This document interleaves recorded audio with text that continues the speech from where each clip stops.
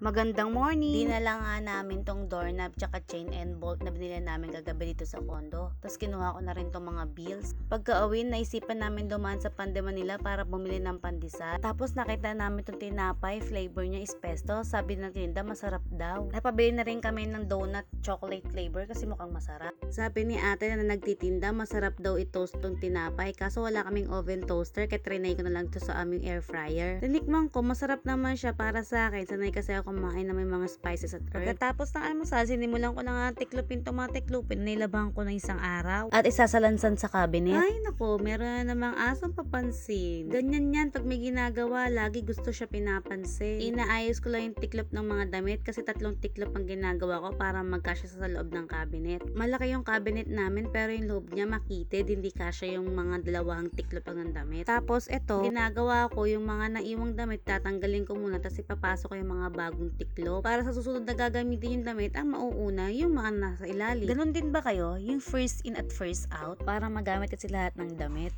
Dito ngayon nahanap ko ilang damit ba ni Mister, yung pala 2 lang kasi nalansan ko na lang din. Hindi kasi mahilig magdamit yung sa loob ng bahay, paglalabas lang siya. Tapos ito yung jacket ni Mister sa dati niyang trabaho. Hindi ko ma-dispose kasi gusto ko siya sinusuot pag nagmumotor.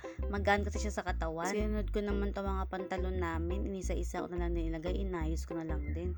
Tapos itong 2, ang audience ko, 'di ba? Ang sarap ng buhay. Tanghali nga nagsaing na lang ako. 3 takal na to para hanggang mamayang gabi or hanggang bukas para may pangsangag.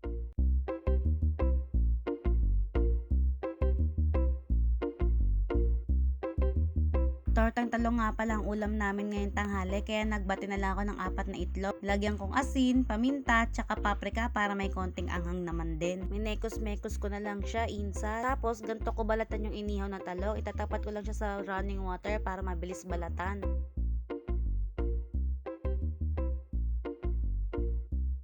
Pagkatapos balatan, nilagay ko na rin siya dito sa scramble egg. Tapos pinarito ko na lang din sila. Pag nagpiprito nga pala ako, konting mantika lang ang nilalagay ko. Ayoko kasi na masyadong mamantika.